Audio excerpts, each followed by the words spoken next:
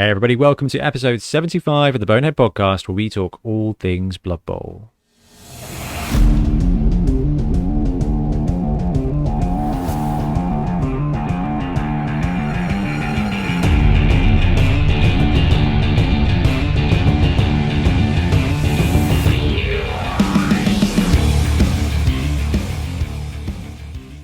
Welcome back, I'm Ben, and once again I'm joined by Blood Type Ben. Hello, hello. What's up, Buttercup? How you doing? It's a new pet name. I haven't heard that one. You should call me other things. It really throws off people if you call them things like that, and Sausage is a particular favourite. We've got a big night manager. His name's Lewis. Lovely guy, but he is a giant of a man. And yeah, it really throws him off if I rock up in the morning and I'm like, hello, Sausage. He's like, oh, hello. Oh, hi, how are you? I'm like, it's all right, Lewis. It's fine. It's fine. It's fine. It's good fun. Yeah. I liked it. Keep it up.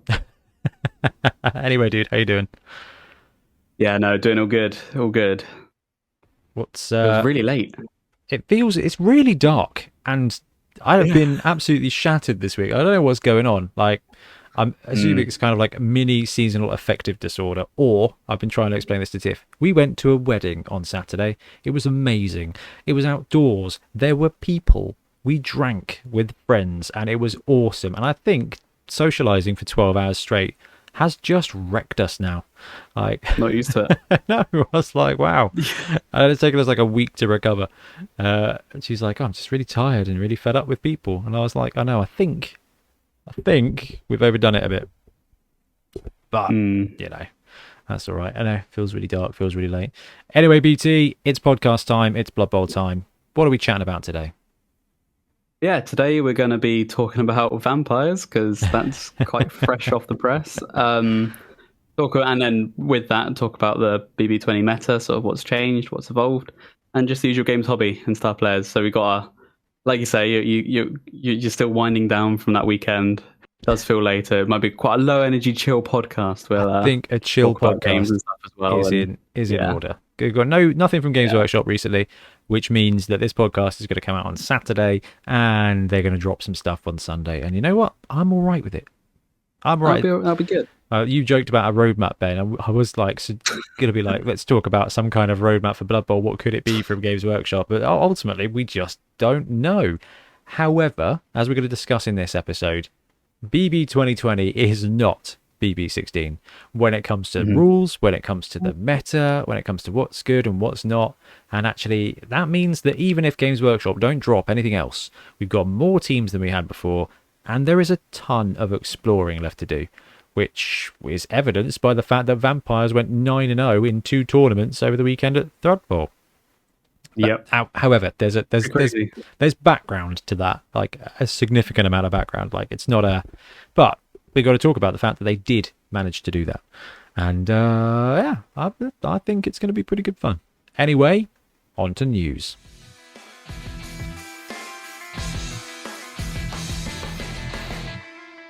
Okay, so unlike last week where there was an absolute ton of Blood Bowl news, there's not really much going on this fortnight, which is probably okay for now.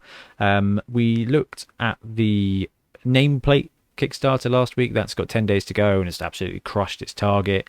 We've seen everybody else's Kickstarter succeed, except for the Hogs War Dwarves. They landed, got them in the show notes, went to check, and it had been cancelled. I was like, oh, okay, that's interesting.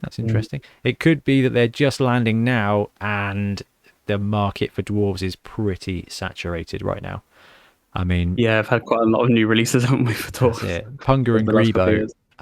Like Punga and Grebo, you've got your third-party elite, and then you've got Games Workshop dropping the cheap one-box team.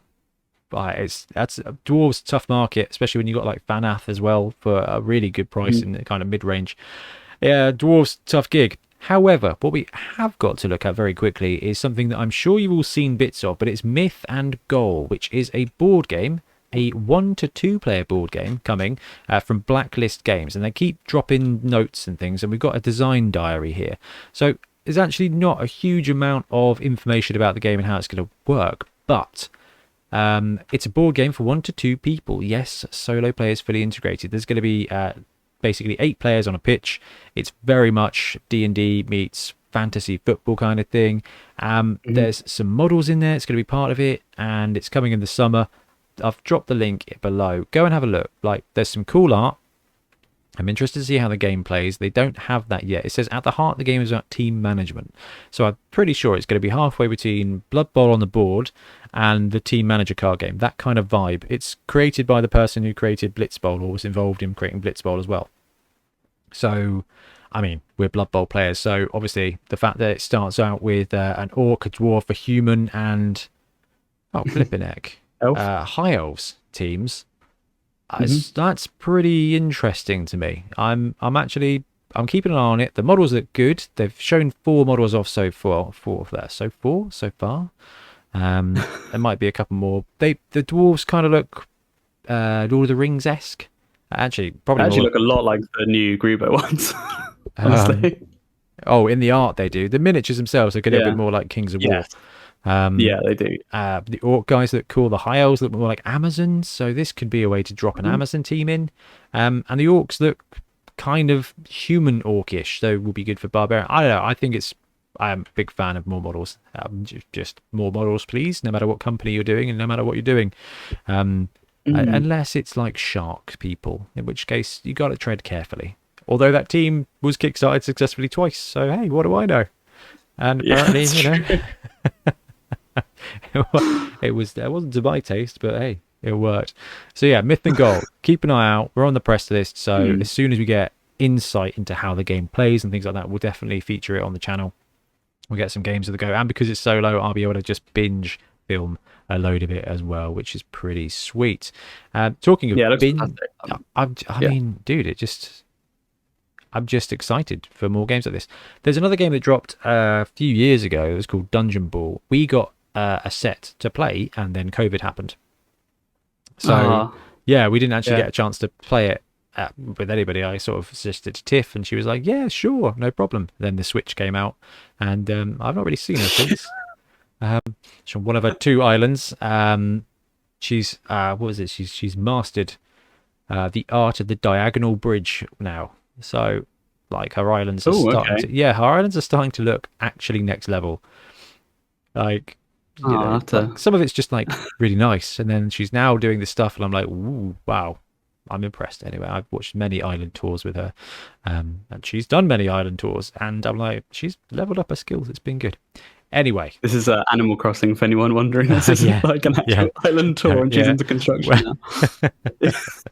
I don't know. We did kind of talk about this. We were talking about like renovating a home and a garden and things like that, and I was like, this is what you've been training for the last 2 years of your life. When it comes to either setting up the venue for the wedding or anything like this, I was like, you've been doing this now for a solid 2 years. You're going to be just fine.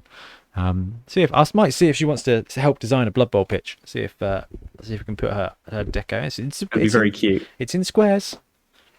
Yeah. There you go. Maybe that's the next Kickstarter that we should see. An Animal Crossing Blood Bowl team. The Grebo Key-moves will be all on that. Yeah, to get your significant others into it. Animal Crossing, Blood Crossing 7. That's quite the crossover, isn't it? American football, Warhammer, and Animal Crossing. Do you know, it just might work. It just it just might work, but probably shouldn't. So yeah, Myth and Goal. Keep an eye on it. It says coming soon to Kickstarter.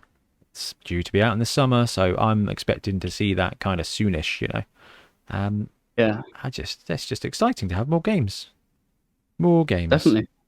It's from our Needy Cat Games as well. I'm not sure if that was mentioned, but they're the designers, aren't they? It's been produced. A small studio in the UK. Yeah. Blacklist.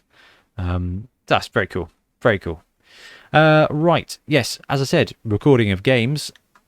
We are well along the way with Bonehead Championship as well. The first game is recorded and edited and uploaded to YouTube, so that was cool. And Ben, you came around this week and we got the second game on the go and recorded, and it was pretty good fun. I don't suppose we can really talk too much about it because we want to keep the results a surprise, but if this episode comes out on the 21st, I'm hoping for the first game to go live Sunday the 29th, if I can, if everything goes to plan and we don't have any more car breakdowns. So that's cool. I'm super psyched about this. I had a great time playing the game. Ben, our game was a little bit outrageous at times. That was a lot of fun. I really enjoyed it. Yeah, It was, it was a proper. Yeah, the dice were interesting, but in Blood Bowl, that's often the case. I have never seen dice like I have in the first 2 games of the Bonehead Championship. It's just nonsense, and I think people are going to think it's rigged, but it's really not. Right, this is going to seem like legitimate product placement, but the Charlie Victor casualty dice, they sent us a copy to have a look at and things, but I busted it open for the very first game, and obviously we used it for ours as well. And I just remember just being like, this is incredibly useful. Like, yeah, it saved a lot of time. I'm looking through the charts. Yeah, I know it's the price of a team, but I was like, this is very useful, and it's been very useful for filming as well to get it right. I was like, okay, this is my new favorite thing, and we've already had a death on it as well, which is very exciting. I like that. Right, before we move on to hobby goodness, just want to say hello and a big fat welcome to our new patrons, Connor Melville, Madden, Jester, Rocky Cat, and Trolls. Who Larson? Man, I'm bad with names. This is not good. And a big thank you to everybody who joins us on a Patreon. We've got a ton of people out there. We want to do more, but the last month really has been focusing on building up the Bonehead Championship. So big thank you to all you guys who've been helping name the players, pick the rosters, and as of next week you'll get early access to the games as well. So the patrons are going to get it on the Saturday, everybody else is going to get it on the Sunday, and we're just going to start having a really, really, really fun time. Like, the world is back. Blood Bowl is hella back, and that means we get to just go and have a really good time. And yeah, big thank you to everybody who supports the show in whatever way you can, because it means we can do some crazy hobby, and I think we will talk crazy hobby.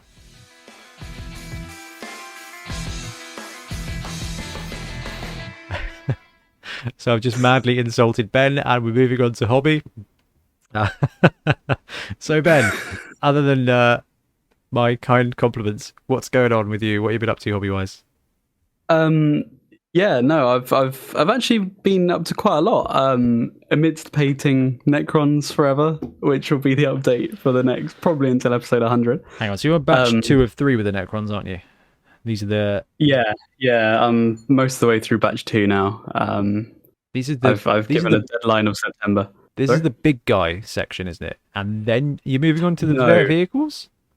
No, it's medium guy, then big guys at the end. Oh, wow. I've got like the elites and stuff and some of the heroes. It's a lot of heroes, which isn't too bad because it's like quite a lot of the army, but just single models.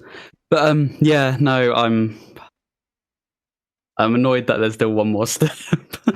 I just kind of want to be done now. But I'm still cracking away, and I'm getting in other stuff mid hobby as well. So painted up a couple of ogre gorges for my Sigmar army because I had a game of that over the weekend. Yeah, pictures look really cool. Yeah, they were from a Kickstarter by Xali Factory. I'm probably saying that wrong. That's how it's spelled. Probably Xali Factory. Yeah, they're based in Spain. They actually do a lot of Blood Bowl stuff. They do pictures and things. I think they've got some models. I've done rudimentary Spanish, but I don't remember there being a ton of X's in their names. But like Coximoxicos and the Xali Factor, I don't know, like, guys, come on. Oh, it's actually a thing, the Xali Factor.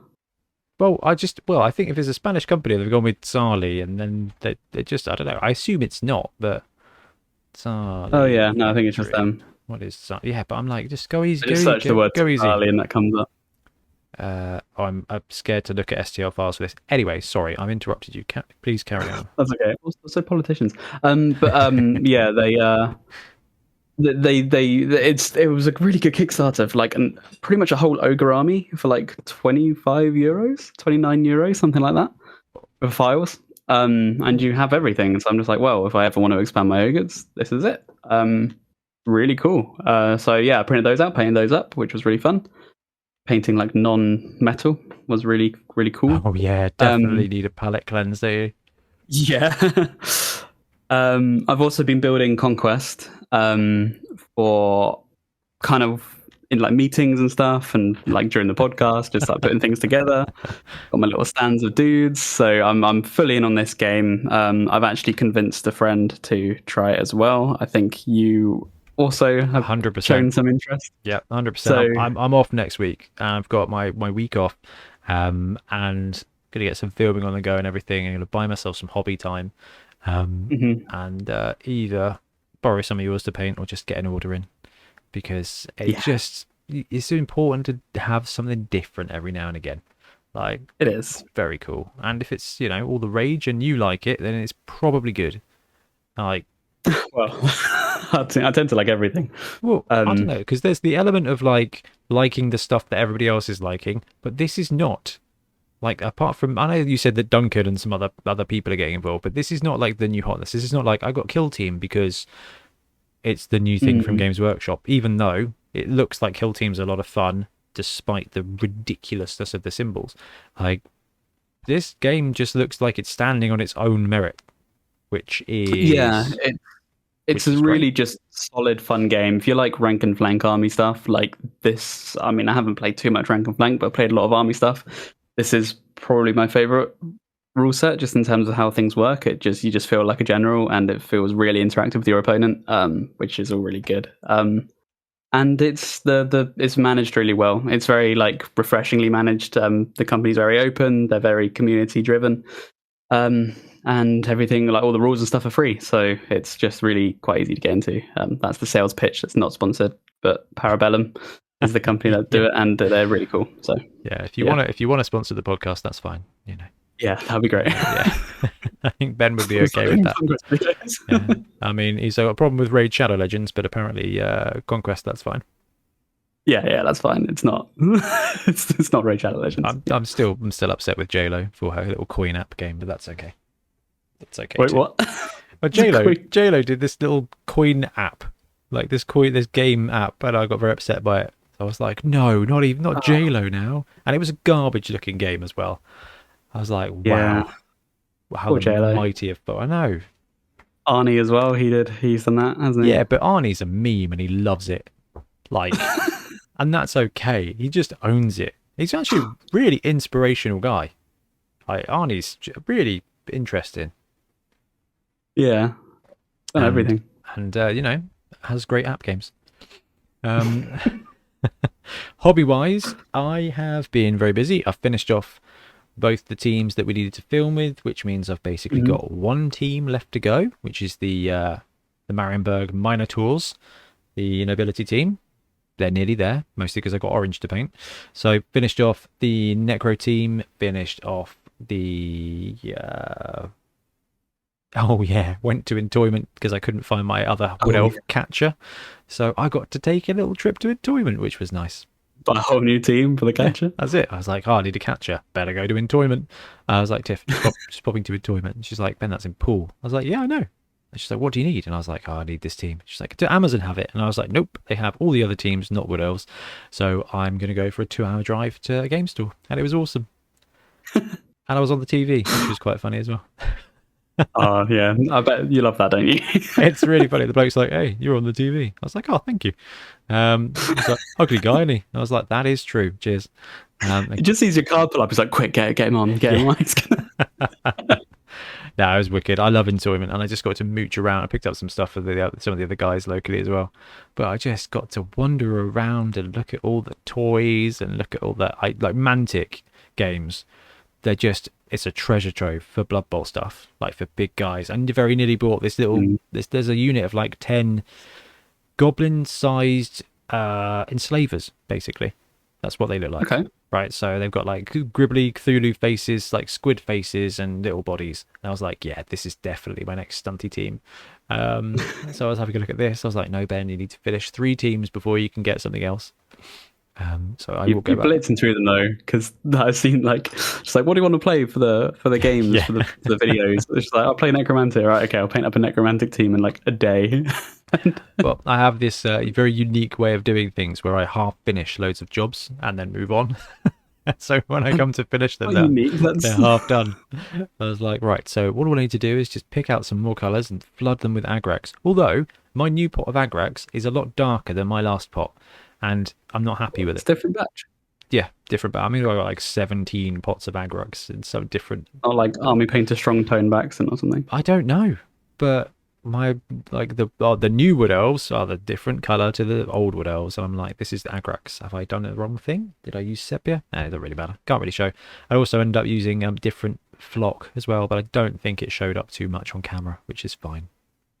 But no, it's cool. That's good. It's good getting some painting done. It was nice to focus on something. But yeah, I mean, I can't do anything else at the moment because the printer is still broken.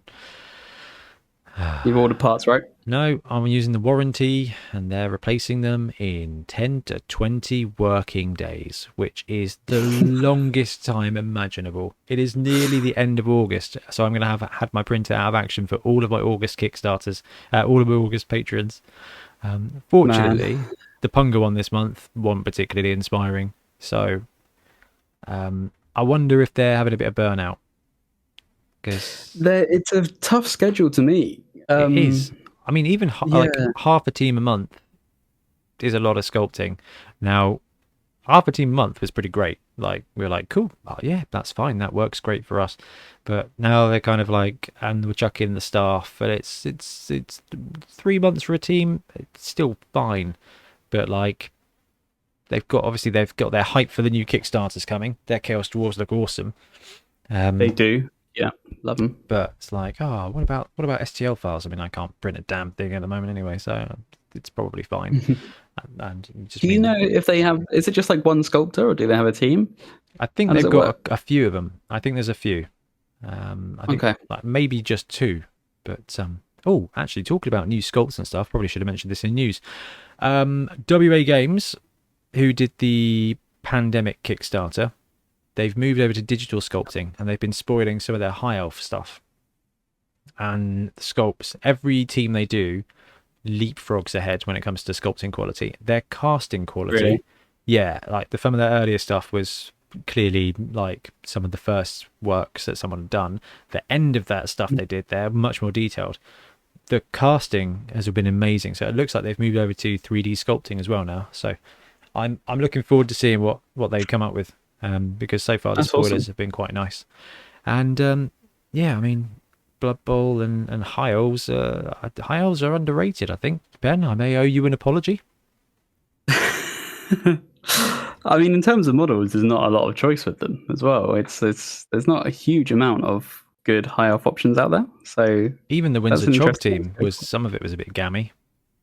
Yeah, it wasn't. We love Windsor Chog. Not our favourite things from him. No, like the blitzers were amazing. The throwers looked a bit squiffy, and this WA Games one looks pretty good. But again, I think high elves might just be very difficult to do. Maybe it's weird proportions, isn't it? Like if you get used to like sculpting like humanoid things, and to get something so like slender without making it look really lanky, kind of still athletic, I can imagine it being quite difficult. You know what, Ben? So, can you think of a good third-party elf team? Not a good one, a very good third-party elf team. Very good third-party elf team. Like we've seen the Willy's miniatures ones because Rick has those. The Grebo ones. Grebos are really good. The dark elves. That actually doesn't surprise me.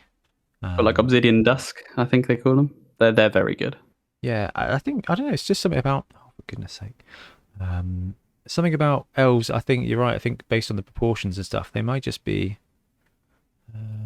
dark elves. It might just be difficult to do while trying to achieve it in your own style, I guess. Yeah. Even the Obsidian Dusk ones, they're nice, but they are taller and skinnier. No, I take it back. They're pretty awesome, actually. Oh man, that is a cool team, isn't it? Yeah, I know. I've been tempted a few times. Grebo, it's just unnecessarily good, isn't it? If they do these in the Gree Blood, I'd probably cave. Don't know if I can face more metal. Do you know, they still look a little bit like they're from Star Trek, like the original series. I don't know what it is. They look like Romulans. There's just a vibe about them. But yeah, no, that's cool. I mean, for a high elf team, at some point I will want a high elf team, but I will be 3D printing high elf heads and using pro elf team, basically what you did, Ben. But I can't be bothered to go back in time and get the old plastic kits because they are Hey, that was before the age of 3D printer. I would not do that now. Yeah, I went to try and find loads of Bretonian heads. That was not easy either. I gave up on that one. And then never easy and cheap. No, pick one. No, yeah, well, yeah, exactly. No, that's wicked. So yeah, got that. Got a couple of games in, which was pretty awesome. I did a load of editing. Now my car died twice this week. I didn't die. It just threw up all kinds of warning lights and then started running like very badly. Nearly stretched the PG nature of this show then. Yeah, so it spent like probably about 7 hours at the garage in the last 2 days, which was all of my filming time. I was like, cool, got 2 half days, this is fine, get home, no, all gone. But because of how I edit, I managed to get an entire game done just while I was sat in the garage. Headphones in, editing goes on. Did that whole thing where I did the first one and then like the third of the way through the first one I was looking at some of the editing style I was going with and I was like, man, this is a load of work. And I halfway through I was like, I've already figured out a much faster way to do this, but I'm halfway in now, so I had to commit to the whole first episode, but I've already come up with a whole bunch of quicker ways to do it, especially with like the overlays and stuff. It's just so much fun editing games again and filming games. I'm just so happy like to be back doing it, and it was so much fun to have you round and to get that game on the go. And it's crazy. It just feels like so much has changed in 2 years, and then it felt almost nostalgic, even though it's only like it's only been a year and a half, whatever it is. Oh no, but it genuinely felt nostalgic. It's been forever. You come round, we got the green screen set up and everything. It's just really nice with new fancy lapel mics. It was awesome. Tell you what though, much prefer sevens. But for filming, filming and editing, like these games are like an hour and a half, which is probably fine because I mean Blood Bowl games take 2+ hours. So as far as a video goes, hour and a half for a full-on game is probably fine. But that 42-minute sweet spot of a sevens game is just wonderful. Digestible. It is just perfect. It's a light snack. Yeah. This is a meal. We're going to have to get some sevens content on the go anyway. So yeah, hobby-wise, doing the teams, wrapping up the teams, doing the editing, doing some filming, just having a really good time. Using my 3D printer replacement budget to fix my car, which is fine. It's been really good. And a whole man, like I'm looking at my Amazon basket and I've got the Saturn in there and I'm like, this is cool. That's next month. I was like, if all the wedding stuff is all okay, like we've got a good budget, everything's on track. And then I'm like, oh no, all the hobby money just went. I was like, this is very sad. Not all the hobby money, obviously still got a little bit. So if Conquest is looking, yeah. But no, it's good. It's great. Things are good right now. We've got some great tournaments going on. We get League. Oh, other thing I should mention. You've probably already seen it, but Bombember, get your tickets. We've sold like 20 something already. So. Oh wow, nice. Yeah, man, it's going to be a really good day. Really good day. 6th of November. Ben's delayed his Thailand trip for the second time for us. Yeah, specifically asked the flights to just just wait. Guys, I've got a tournament. Running a tournament, I can't go. That should be great. Otherwise, Ben, hobby, games, things, much else on the go? No, that's it really. Like I said, just played a few games. I actually played 40k the other day, which was really fun. Used alternate activation rules with a mate who first time meeting him as well because we met during like COVID online. Yeah, no, it was really good fun. It was just awesome to like you say, games are back. Being people is back, and it's just really nice. I'm enjoying it. Things are looking up. I'm not entirely sure I've got a lot of faith it's going to continue, but make the most of it while it does, because sometimes things are better than they seem, which is an incredibly useful segue to go into the vampire hype from this weekend.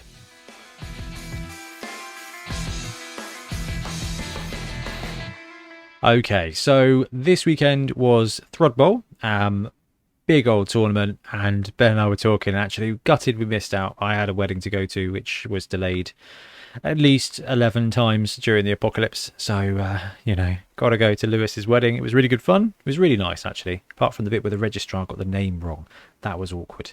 It was really awkward. But fortunately, Lewis and Zoe are just so chilled that they just laughed it off and made a joke of it. So they were tiff, and I'm like, if this happens with us, I don't think I'd be quite so amused. So it's like Lewis and Andrea, and I was like, oh, that's not the woman he's marrying. It was like a reverse Friends moment. Oh no, it's completely wrong. Oh yeah. It was kind of awkward. I'm just going to pretend it was staged. Yeah, they had a really good time. It was a really good time, but the amount of Blood Bowl that was going on up the road, pretty cool. So, Vampires won the Sevens event 3-0. That's fair enough. Like, Vampires are like decent in Sevens, right? You can take 4 positionals. There's only one positional. Yeah, that's it. Yeah. But in 11s, Vampires have always been disadvantaged. As a team, they've always been challenging and unique to play. The biggest rule change, going from Bloodlust to Animal Savagery, at first looked like absolute garbage. And I think the whole world wrote Vampires off and put them in a little box with Nurgle with Burn written on the side. And we've looked at a ton of teams, whether it's through the Special Teams Sunday views of different Vampire rosters that are out there that could be used. Now, one of those rosters was the Von Carstein one from Fumble, where everybody has Pro, and that is basically what went down at the Thrud Bowl tournament. So they ran, and they ran hot. Okay, so they went 3-0 on the Sevens on the Friday night, and then went 6-0 on the tournament. And of course, the world is now alight with, oh my gosh, Vampires are the best team ever. Like, we've underestimated them. Now, it turns out the bloke running the Vampire team is just like an absolute boss when it comes to running Vampires. And there's a ton of things you can do. But 6-0 is actually incredibly impressive.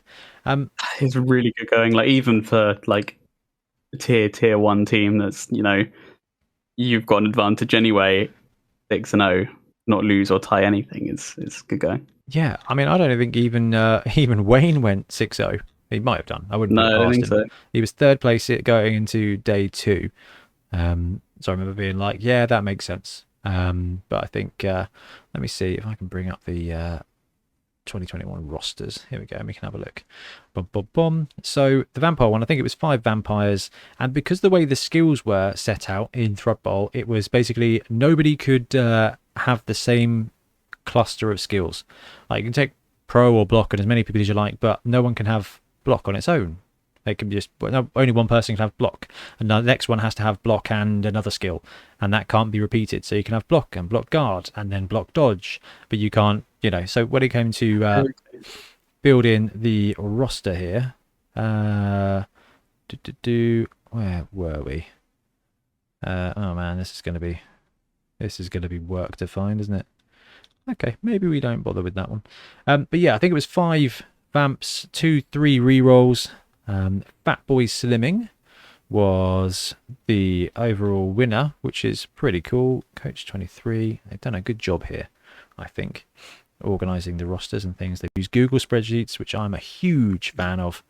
It doesn't appear to be working very well. That's okay. So yeah, 15 players, 5 Vampires, 1, 2, 3, 4, 5 Vamps, no stars, 2 rerolls, 1 AC. Yeah. Wow, they didn't even have Cheney. No stars. I would assume they. Wow. Okay. No stars. The spreadsheet isn't working, which is a bit of a shame. But it was basically like Pro Block, Pro Guard, Pro Mighty Blow, Pro Tackle, Pro Shorthand, that kind of thing. I can't remember what the actual layout was, but this roster was just vanilla Vamps with Pro. And there's a couple of lessons there that are just incredibly worth talking through when it comes to Vampires. So, the Hypno Gaze apparently is the biggest and most useful thing in a star player saturated environment. Mate, I could have told you that. Yeah. I could have told you that. We'll come on to that in a bit, but carry on. Yeah, so apparently, and there's a couple of posts where Fat Boy Slimming kind of broke down how his tournament went and things like that, which I thought was really great. And I've loved the amount of bits and bobs of coverage, I guess, is probably the best way to come out. But it's just people who've gone to the tournament and talked about it, which is just absolutely awesome to see. But yeah, that mix of skills allowing the way the new rules work, which is going to very much lead into our second a second element. Taking away dodge, block, mighty blow. I mean, mighty blow, that doesn't work on defense now anyway. Really impressive. But just the fact that they can 2+ turn off all those skills and just have just delete like that player's everything is just so useful. And Hypnogaze triggering on that Edge 2+ is remarkable. And that's the biggest difference here. I can't find it. Can't find the detail. Never mind. Don't really matter. The whole point is that Vampires, they took this team, they took this roster that was just vanilla and won. Now, I believe they got given one game when the opposing coach, which was running Halflings, set up 13 players, including Morg and Griff. And obviously, if you set up more than 11 players, the opponent gets to pick. So, yeah, they just set up and lost like 700K's worth of players. Even the old Vampire team could have won pretty handily against a Halfling team with no star players. That's absolutely brutal. But, let's take that out the picture. They still went 5-0. And because it was Swiss pairing, they beat some really good coaches with it. So, Ben, Vampires. Do we need to worry about them? Well, I was thinking this as well, because we wrote them off. Because things happen on a 4+ to like Hypnogaze, but 4+ with a pro reroll to Hypnogaze to remove everything, like you say, is extremely powerful. And so I played a really similar roster in the Isle of Wight tournament in Sandbowl. By length. There's a Vampire roster there. And I think it was less oppressive because it was only one skill around. So to get the 4 pro was only when it came to my game, and I got kind of hammered. Because that was 4 Vamps and I think it was 3 Vamps and Cheney.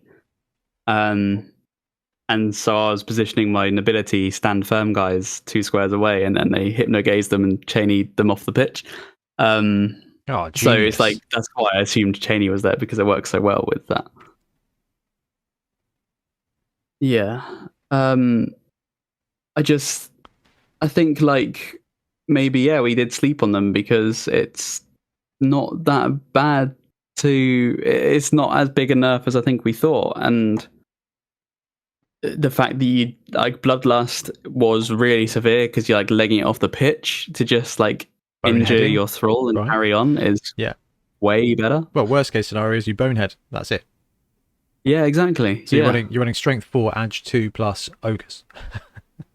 In that regard, I mean, that's a massive oversimplification, but I love it. I think this is so exciting.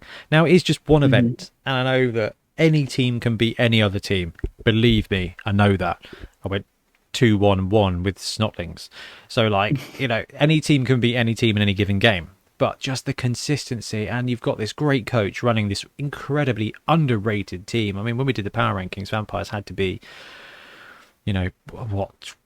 just above the stunty teams. If not, they were right down there in the depths of should be tier 3 land. And some tournaments, just from doing the Tournament Tuesday, are rating Vampires as tier 3. There's one tournament coming up in 4 weeks' time where Vamps are sitting in tier 3, and tier 3 gets 1250 and 52 SPP.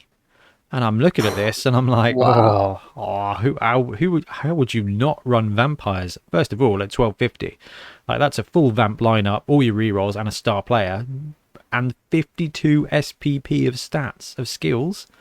I mean, I can't even figure out how many skills that is.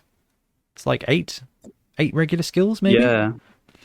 And 12 for a 6 for a primary, and then 12 secondary. You can get a lot with that. You can get all the skills with that. I mean, what is it? It's 14 to get 2 skills per player. So 14, 28, 28, 56. Maybe it's 56 SPP. I'm not sure. But yeah, basically you can stack a bunch of skills on a player. That's a really tasty build. But anyway, I think it's really cool that they've taken this thing, and it's just so cool that we've got this surprise meta thing. I mean, Ben, would you have been particularly surprised if it was like Underworld, Dark Elves, Dwarves, 1, 2, 3? No, actually, Underworld, Chaos not. Dwarf, 1, 2, 3. Yeah, that's what you'd expect. That's why I love to see this. I mean, next up Nurgle, right? If Nurgle can go like 6-0 in the next tournament, that would be fantastic. Although we did write off Nurgle, and from what I saw some comments about how they're actually pretty good as well. So Well, maybe we were wrong on that. now they've got Hack Flem, they're better. Yeah, exactly. Fixes all the problems. Yeah, basically. So I don't know. I think this is brilliant for the meta, and I'm excited to the fact that we're probably going to see a load of people running vampires now. Like, they have taken a dead team and resurrected it, which is incredibly thematic. And just we're going to see the rosters run, and we're going to see them more often, and it's just injected life into a team that I think are pretty written off. Now, I've been working on a load of tournament stat work from the NAF database, and because I want to put it into our tournament format so we can get like a more cohesive who won things kind of thing. But just looking at it now, Vamps only had 65 games, out of 6,500 games that have gone on so far in Blood Bowl 2020. So like, it's just such a small proportion, and they're sitting at 50% win rate, which is fine. That's still good for that sample size. Still good. Yeah, I mean it's not bad at all, is it? Yeah. Can we do that? No, I've killed it. Fantastic. Vamps, where are you? Vampire. So 1, 2, 3, 4, 5, 6, 7, 8, 9, 10, 11, 12. With Tomb Kings at 50%. Tomb Kings, 208 games though. So it's just like vampires are by far and large the least run team as it stands. And one thing we can track is over the next couple of months to see how many vampire teams. I mean, we got Bombvember coming up. I don't think I can go to any other Blood Bowl tournaments at the moment because throughout October I've got 2 weddings on my weekends off. One of them is mine, one of them is other Lewis's, and I can't miss either of those. So unless the tournament drops in September, I'm basically not playing Blood Bowl till our tournament in November. But I'd be really tempted to get hold of a vampire team and give them a go. As I think a tournament's a great place to do it. Like was it a vampire team that Punga released on Kickstarter? The Punga Vamps is probably the nicest vampire team out there. Yeah, I do love that one. I'd be tempted to pick that up too. Maybe it'll come to their Patreon at some point. Oh yeah, cool. That would be pretty lovely if we got extra teams. I mean, do you expect any other teams to have any more of a resurgence, or do you think that we're kind of set when it comes to competitive Blood Bowl now? Well, kind of like I said, I think Nurgle might. Now they have access to Hack Flem, but from the comments I saw, they are like actually pretty strong. Still don't think I'm convinced until I've kind of seen it myself. I haven't seen. Well, we've done a few tournaments now. I don't think I've seen Nurgle in any of them. Are we doing anyone? Do you know if anyone ran a Nurgle team with Thread? Oh, I've got no idea. Actually, I'm not sure they've got that breakdown. Yeah. I don't think they have. But yeah, no, I think I would like to see that team come out of the shadows now, but I don't know if they have the same kind of surprise punch as a vampire team does, because when vampires roll well, they're just unstoppable. Nurgle 10th and 11th for Thrud. That's not bad at all. I'm assuming that's Hack Flem land. You would imagine. You would. And that's, I tell you what, that's the next question, Ben. With the rise of star players and the potency of them, is it worth that potency being okay if it means that those teams that aren't normally in the running can get played more, like Nurgle, for example? I still think this comes back to what we said on different podcasts, where I'd like to see a rotation for that reason, because I'd rather teams rise and fall over different seasons than to have just a consistent pick this with this team and you'll have an advantage. Yeah, like it's nice to sometimes have restrictions. That just to shake up the game. So yeah, I'm not sure really. I think I don't know if I like to see Hack Flem Nurgle just wiping the floor with everything now, or Vampire Cheney. I just think it'll be interesting to move it around. I would also love to see some kind of rotation. I think it would just be a clever way to do it, but I don't know. I guess it just depends on what Blood Bowl is. All right, one of those two had Hack Flem, the other one had Glart. Glart, who I actually think is underrated. And that's from I agree. That's from me running Snotlings, and I ended up using Hack Flem as my primary blitzer.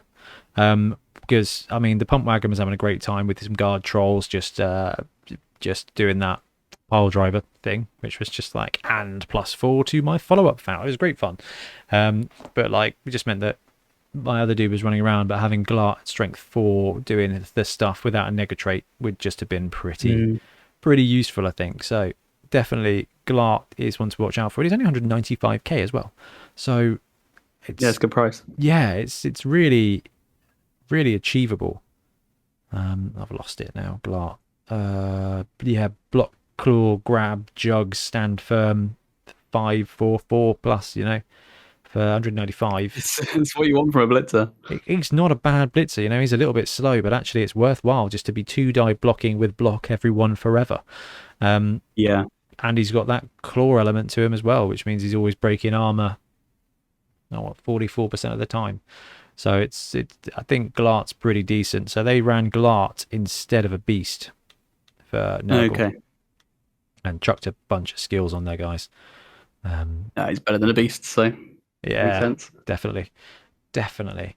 So vampires, interesting, and I think when it comes to competitive or constructed Blood Bowl, when you can choose skills, pro makes all the difference. I imagine that running them in league to get them to get pro is a little bit of work, and that probably takes them from struggling tier to decent tier really quickly. And I think that's cool that you've got a team here that's just much better in constructed than they are in league. Yeah, it's good to spice it up. I do like that. A big fan of that. Now, I think we're starting to stray into the next topic, which is Blood Bowl 2020 is not Blood Bowl 16. So we'll take a quick break and we'll be right back.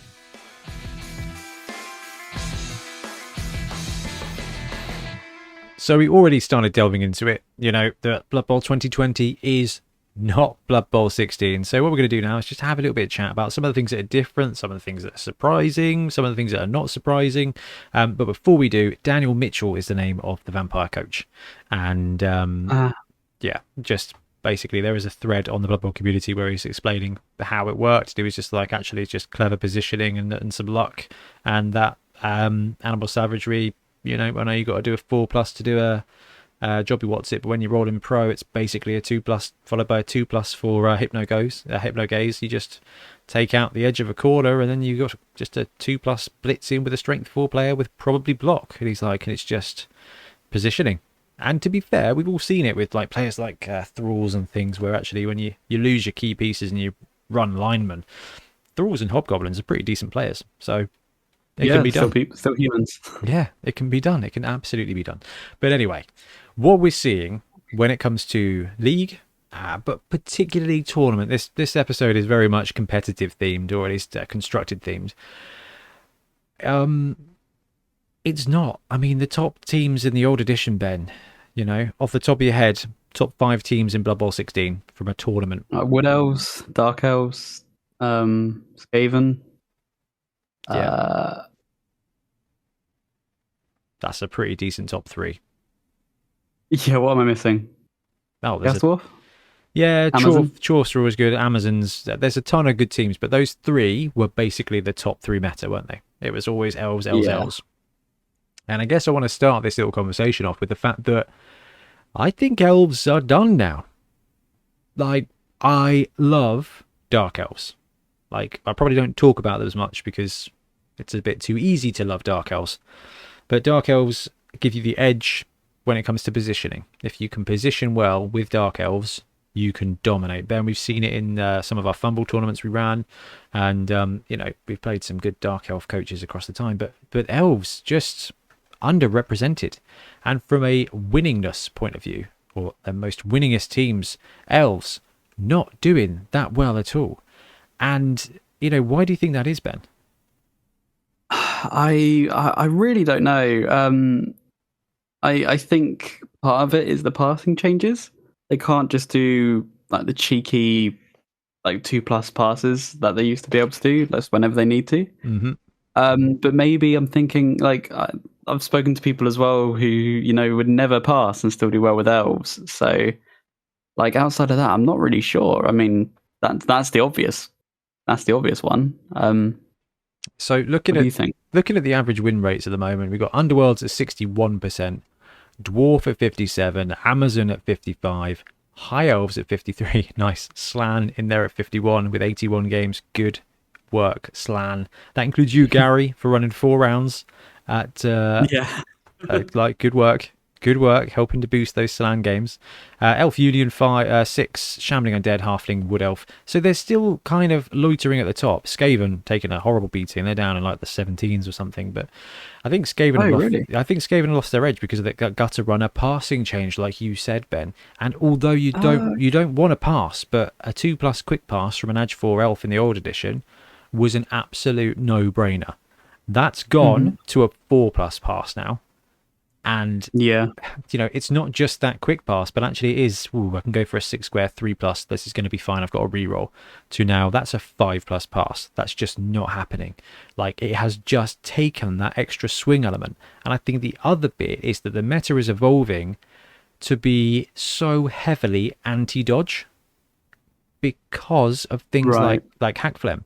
Because Underworld are the big boogeyman at the moment, because they've got Hack Phlegm, they've got a Gutter Runner, they've got Stunties. Tackle will wreck face. Okay, I got to experience it with the Chaos Dwarfs, and you know what? A regular Dwarf team gonna be the same. The difference is that Dwarfs actually have access to Hack Phlegm themselves, whereas the regular Dwarves, their best option is Griff, who's 100k more. So bit tough on those Dwarf roster's just better than the Dwarf roster anyway, because it's got more variety and a Minotaur. But it's interesting. I think that the meta has shifted so hard to the run game, because like you said, Ben, the pass game has been, well, it's not even not the primary pass game, the incidental pass game has been nerfed. So your gutter runners, or every elf ever, that now it is run game, which means dodge is king on the ground, which means tackle just hard trumps it. The ability to remove skills hard trumps it, which is why we think we saw Hypnogaze do so well, and while Chorf and Dwarf are doing so well in tournaments. Whereas Wood Elves, gone. Dark Elves, gone. Skaven, gone. Because that incidental passing game has been deleted. And that, for me, I think is... sorry, go for it. I was going to say, do you also... It's a tangent, so you finish your point if you want. No. Love a good tangent. Okay. I was going to say, do you think part of it may also be the changes to rerolls? Where, like, an elf team before, you generally run less rerolls because you're doing, like, 2+ dodges all day. Things like that, and you generally have, a couple of good block players or 4 of them. Like, they tend to rely less on rerolls and just raw talent and just expensive players instead. Do you think now that you can use multiple rerolls in a turn, other teams can continue like a stretch play where elves would normally have that built in, so it kind of levels the playing field a bit? Definitely. And I've seen it from my Blood Bowl 2020 things. There are definitely, you can go 4 or 5 turns with not needing a reroll, and then you can just shoot 2 or 3 off in one turn and just pull off something just unnecessary. Dwarves, Amazon, High Elves, Slan, Elf Union, all 50k rerolls, top 5 of the top 6 teams when it comes to tournaments, Ben. Really? Yeah. So you could very well be on that, but I don't know if I think it's not that you need the rerolls. I think it's just that when it comes to constructed, you're playing 1150 plus, right? And it's normally 1150, 1200 plus free skills, or it's 1250 with skill buy. You've got the cash for 3 or 4 rerolls. And you're right, like elves, their strength was, I'm only going to roll one roll, only going to roll one per turn, so I'm okay with less rerolls, because actually I've used my 1 reroll this turn, I can't do it anymore. Whereas it comes to dwarves, if they need to take a dodge, they get a 2, they can take a reroll, and then the next roll, if they get a dodge, then they get a 2, they just take another reroll. Like they can just burn them.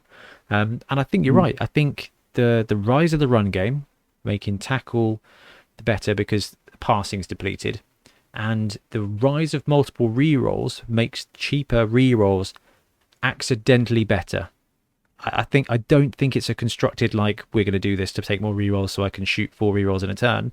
It just means that sometimes when something bad goes wrong twice, the teams with cheaper rerolls have got the dwarves don't need more than 2 rerolls, but in a tournament you might as well take 3 or 4, especially these days. And when they're 50k each and your perfect dwarf team is, you know, 1 million anyway. Actually, that's not fair. It's like 1,010,000 now because the dwarf trolls there price increase, you know. But that just means that a constructed format you only need 1050. 1100 gives you the full lineup of all your positionals and 4 rerolls. Like, it's just that's good. Yeah. What more do you need at that point, except obviously a cheaper Griff? I'm going to come to that point in a second though. But BB2020 is not BB16. We've potentially undercut some teams or over-expected other teams based on how they used to play. We've looked at the meta and we've looked at expectations based on how the teams used to play. Like, we're not seeing great results out of Wood Elves and Dark Elves. Pro Elves are okay. High Elves won a couple of Sevens tournaments because High Elves are underrated. And it's just, I don't know, I think it's a really good thing. And this is what I said right at the beginning of the show. Like, yeah, we've not had a Games Workshop news for what feels like years. You know, the only thing we've had this year is Death Zone. Like, it's the whole year. Well, yeah. What else have we had? Wow, you're right. Yeah, no new team. Where's the year gone? How is it August? It's been a year now. It's been over a year since we had the leaks. It still feels like April. I don't know what's going on. I know, it's crazy. It's absolutely crazy. We were looking at stuff earlier at work and they were like, oh, you know, maybe I could have some time off in September. I'm like, sorry, kid, we've planned September. That's 5 weeks. Like, we're 5 weeks ahead. Like, we planned. This is done now. They're like, oh, oh, it's Christmas. I'm like, yes, it's Christmas. We've got a Christmas planning meeting in 4 weeks. Like, let's do this. Oh, God. Yeah. It gets to be all very recruity again in about 4 weeks' time. So I need to do all my seasonal recruiting for my branches before I go on wedding leave as well. Been kind of cunning with this, Ben. I got a week off before the wedding and a week off after. Okay. If I get the wedding stuff all planned and prepped, I might be able to sneak in a load of Blood Bowl content the week before the wedding if everything is lined up. So it's in my That's brave. It's in my best it's in my best interest to get things organised now, so that on the lead up to the wedding I can just chill out and play Blood Bowl. I realise how incredibly optimistic that is.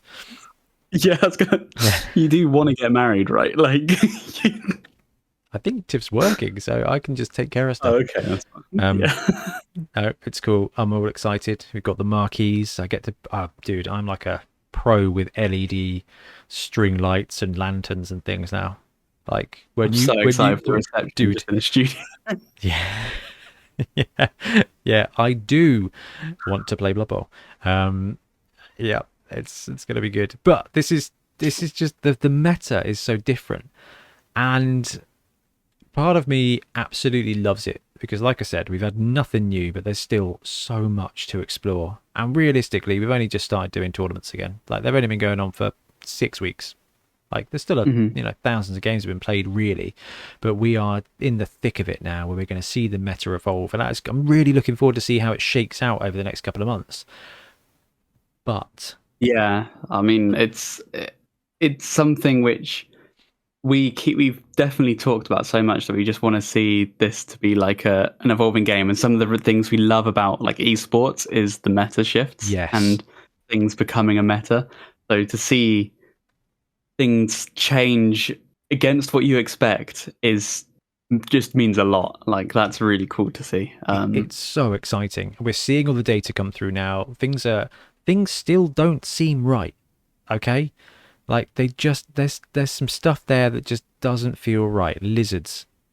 1, 2, 3, 4, 5, 6, 7, 8, 9th from the bottom. Human. 1, 2, 3, 4, 5th from the bottom. That's surprised. That human one really surprised me because I put that second best. Yeah, I mean, team or but dude, like... human, Norse, lizards, Skaven, Dark Elves. in the bottom half here. That would be like a top 5 if you were to ask Right? me where do you think these 5 teams rank? Yeah, I think the only legitimate bad team at the moment is Goblins, because they Goblins got nerfed, I think, harder than Nurgle without anyone realizing it, because their star players got downgraded and everybody else's got upgraded.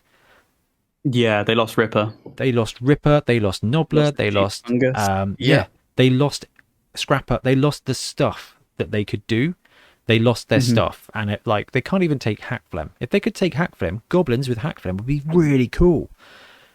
Yeah, but definitely. They got nothing. They got nothing. They can't take Hackflem. No, Snotlings can, but Goblins can't. Yeah, that's weird. Like the best they've got, Goblins just don't have a good build. Like the Black Gobbo is the best they've got, and he's 200k for a bombing stabber, which is fine, but that's not what you need. You need to compete. If you've got Cheney in the undead teams, and you've got Hackflem and you've got Griff, that poor old Goblins have got nobody. Their most agile player is the Goblin, and they've already got Goblins, or they take Varag.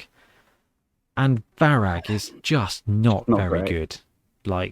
Not very good at all. And I'll admit, I've only played against him once, and it took me one Snotling to defeat him, because he can't dodge. He can throw all the dice he likes, but he doesn't have tackle.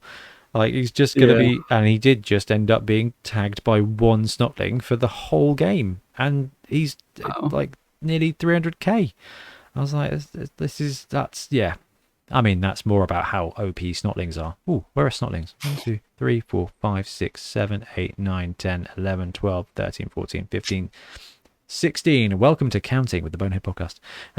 16. All right, so they're very nearly in the top half. So Snotlings. That's pretty good. Well done, Snotlings. For the win. And what about Nobility? They're quite high, aren't they? Garbage. I remember seeing them 4th at the bottom now. Really? Yeah. 46% win rate. Khorne, 49%. Oh, wait, no, 3rd from the bottom. Goblins, 35%. Humans, 46. Black Orc, 47. Nurgle, 47. Lizards, Nobility. Oh, wait, no, that's OWA. Sorry. Nobility, 48.6. OWA, that is, at 42. Okay. But the cool thing is, the swing in those percentages, it's not much. With the exception of Goblins, everything's 43% up. And that's a pretty healthy win rate, right? You don't things. Isn't it balanced games tend to be within 45 to 55? 55 is already quite extreme, right? So you want things to be that's it, around 45% ideally, right? Khorne 42.9, Goblins 35.7. Yeah, that's a problem. And then it's humans at 46. Yeah. All the way up to Amazons at 55. Then it's dwarves at 57 and Underworld at 61. That's also Underworld is that's a bit too high. Now the majority of teams, so from 4th place down to I don't know, 20th place, it's a Brexit margin. It's 51-49 split, which is a great grouping, and I think we have to give it to Games Workshop. I know that they have definitely moved the cheese, but it is a new cheese. And everybody's cheese is as cheesy as the rest, except Goblins, because they suck, bless them. I love Goblins. I love the roster, but they can't compete. They don't have what they need. I think with some good stars, they'd actually be quite a formidable team. With a Hackflem. Or with Scrapper, with some agility. Yeah. I think Ripper will help a lot. We were speculating what Ripper would get if he comes out. A few different rules. It's his special power, isn't it? I think that's the one. Yeah, you're quite cynical, right? You think he's just going to get a Mighty Blow +2? A crushing blow once per game. Yeah. Yeah. You picked a different idea. I much preferred yours. Yeah, I suggest the idea of once per game his throw teammate target gets swoop. So if you lose your Doom Diver, which happens regularly, you can get another Doom Diver, or if your Doom Diver is not available, you can throw a Goblin as a Doom Diver, I think. And you can throw a Goblin that's not a Doom Diver, and they come with dodge, because I don't think Doom Divers have dodge, do they? No, they don't. But, I mean, I think you also suggested that they got Morg's rule of just pass once per game. Yeah, I think someone else suggested that. I think it was Triplo or Sam. It was Trips. Yeah, Trips is very wise. he is. Very wise. Unless he's building rosters, in which case, Ian, you need to take more rerolls. We've had this chat. He still plays like a monster, though. It's just ridiculous. Yeah, Morgan Thor. Once per game, if Morg fails the passing ability test when making a pass action or a throw team action, you may reroll the d6. So Yeah, it's pretty solid, isn't it? Yeah, like that's great. Like if we end up getting Ripper, and I think Ripper was strength 6 back in the day as well, wasn't he? He was, yeah, strength 6 grab. It's fantastic. Dude, Ripper's going to be an absolute boss because he's going to come in at Mhm. under. Man, no one's ever going to take Varag ever again. Like, No. look, man, Ripper was cheap in the old times. If he come, man, he was Yeah. he was 270, 461. So garbage agility, which might mean he'll end up with maybe passing. He can't have passing 5+ to be a throw teammate specialist. That would be garbage. Well, that's why he might have, I think Sam suggested, Scroll's ability where you add his strength. Oh, that would be sweet. He'd probably get strong arm. Yeah. They might be passing 5+ with strong Loner arm. grab, mighty blow, regen, throw teammate. I don't know. 270. Who else was 270 in the before times? Zara the Slayer. Well, she's gone. 260 was Zug. So Zug was 260. He's now 200, 220. So if Zug strength 5 block, mighty blow up against Ripper. Well, dude, if Ripper lands, at 220 or 240 for a strength 6 piece, yeah, that does invalidate a lot of players. Well, just goblins. I think almost even Morg at that point because That's it, and that's I guess the thing is that although goblins can take Morg because their linemen are expensive for stunties, you know, you do. He ends up being instead of 340 as he is now, like. From a balancing point of view, you're going to need at least 6-7 goblins. He's basically over 400 again if you think about the cost for a stunty team. You know, because you're having to pay that tax for goblins. Goblins, who are superb, all right? As far as stunty players go, goblins are amazing. Actually, the goblin bruisers are amazing. Standard goblins, pretty damn good. Like, yeah, I would love to see goblins get a bit of spice. And that's what I think you were saying, Ben, with some kind of rotation pattern. And I know that the NAF won't do it, and I don't think they should because it's not their game. Like, what the NAF do is maintain some stats and just keep things as just unified as much as they can. Like, I like that. Games Workshop cannot be trusted to maintain any kind of competitive element. Like, they brought out the ultimate competitive game in Underworlds, and it is a sham of a game. Like... It's a fun game, but don't have a strong opinion on you. Oh, dude, like the rotation element of Underworlds is just you can't get into it because it is so like Blood Bowl pretty prohibitive. Yeah, but like just a seasonal, like a general's handbook. I would love to see the NAF do this. I would love to help the NAF do this, like a competitive, like balance format. The ATV guys. All teams viable, they do this with their stuff, but like goblins need a bit of spice, and I'd love to see the bottom 2 teams every year just get a bit of a boost, like just rotate them in, like every year when you do the death zone, just actually change those rosters, make their rerolls cheaper, give them an extra player, like double the amount of doom divers they can take, I don't care, like just spice up the roster to mean that they can compete. However, the problem with the data that we've got is that this all includes star players. So Nurgle doing great because they've got a movement 9, strength 3, edge 2 plus 2 heads 2 arms dude. Like that's most of the touchdowns probably scored by him. But I don't know. I mean, how do you feel about the star player heavy environment? I mean, I like it. It's part of, as in, I like the idea of stars. It's part of Blood Bowl's identity.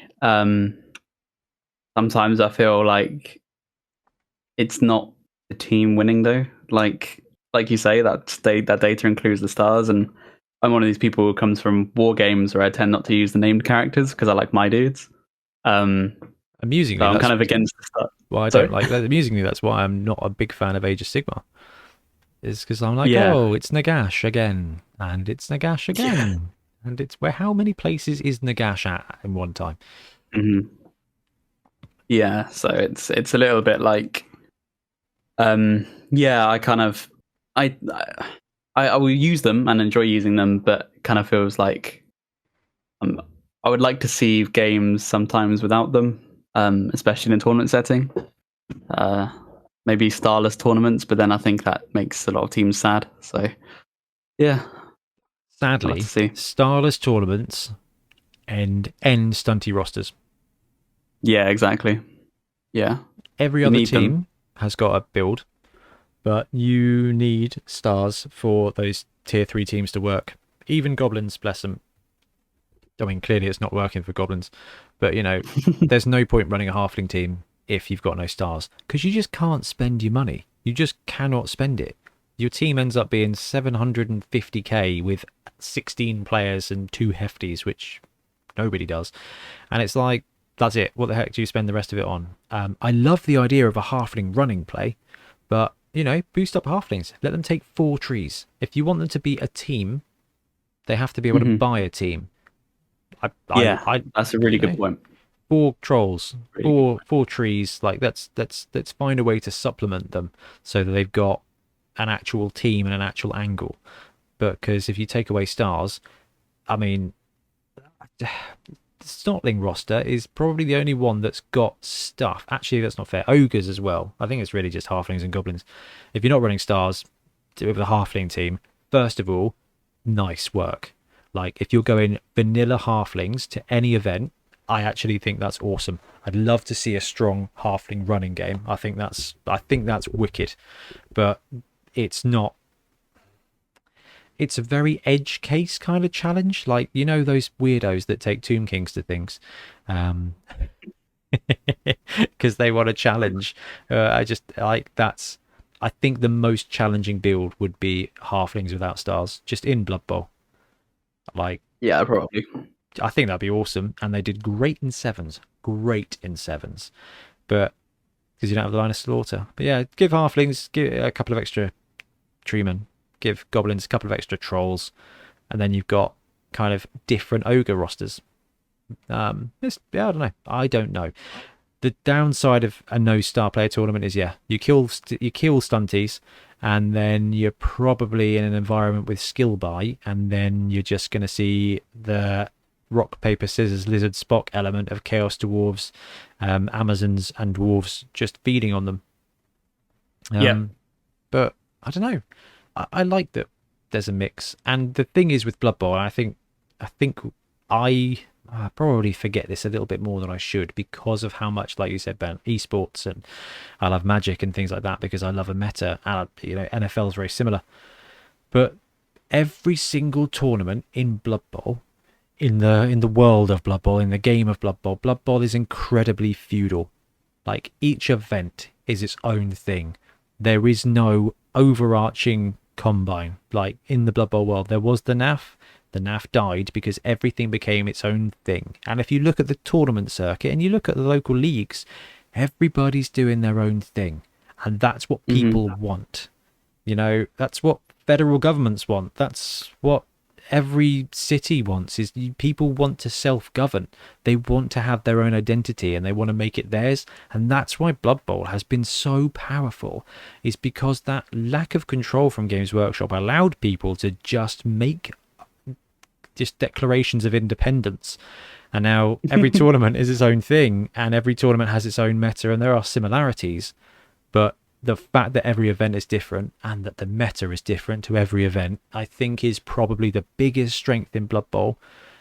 And that anarchy, I think, is just so healthy for the game. Because there's nothing worse than a solved format. Just Magic the Gathering Standard has been an absolute disaster since Throne of Eldraine came out, because it would be like they released a star player book, and the star players in that book were just 100k cheaper than they should be. Why would you ever play anything else? Throne of Eldraine did that with Magic the Gathering and Standard. They were still waiting for rotation. At least there is rotation, you know.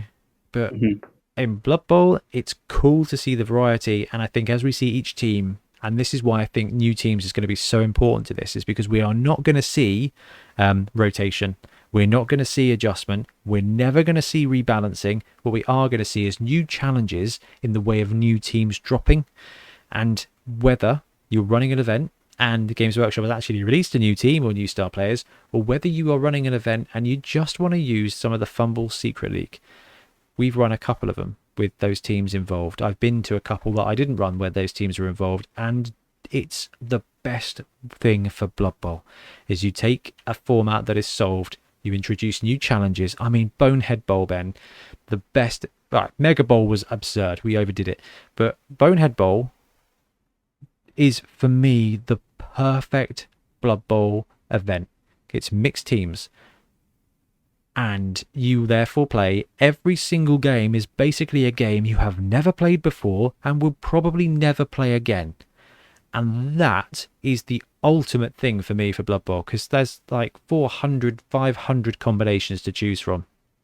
So it's just so much variety. Like half undead, half vampires. What a sweet combo. What are you playing? I'm playing ogres, goblins. Like, this is just, that is a game. That was so much fun. Yeah. The roster drafting part of that was peak Blood Bowl, I think, for me. Yeah. And like, just trying to come up with all the combos was just obscenely fun. And we either need to bring back Bonehead Bowl with mixed teams next year or Tombstone. Like, I don't mind which. I think Bonehead Bowl probably the right way to go. And I know it won't be that popular with the guys who are all up in the NAF, but you know what?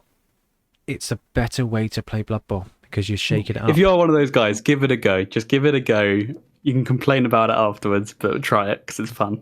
You won't get the points for it, but what you will do is play some very unique Blood Bowl and have challenges you've not played before.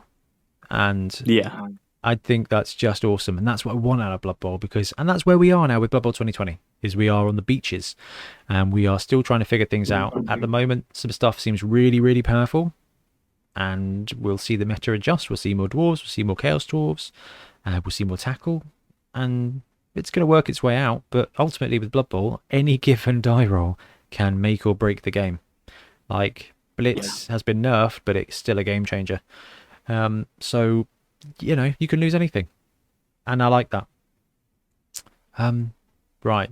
Anything else on the big differences between Blood Bowl 2020 after a year and Blood Bowl 16, Ben? I think that kind of covers it. You know, still Blood Bowl. Yeah, still fun.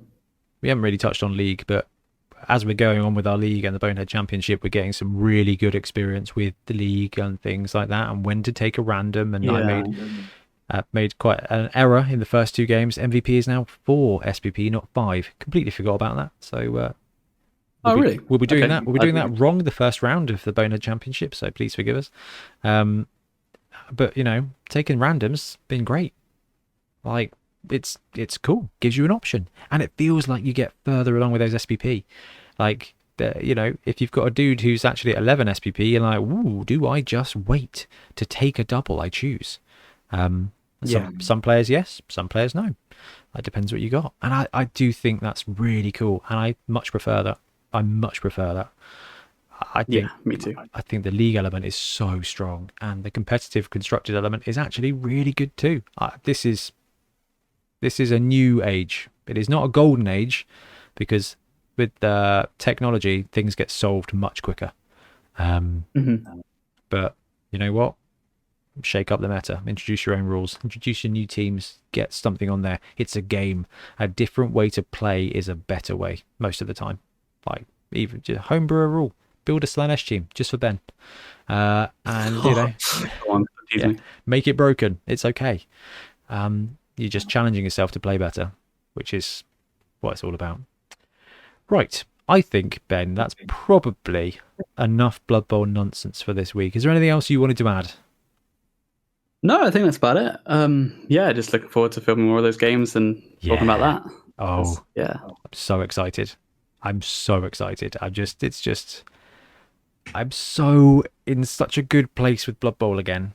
Like, I never really fell out of it, but just we've had to theory, which I love. Don't get me wrong, I'm a Math Hammer pro, but living it now is just amazing. Traveling to tournaments, hosting tournaments, recording games and building franchises. It's just awesome. But I will be glad to get the last team painted so that I can then start painting things I don't need again, which is kind of fun. And by painting, I mean painting brown and moving on. Yeah, that's all good. Right then, BT, should we wrap up for the week?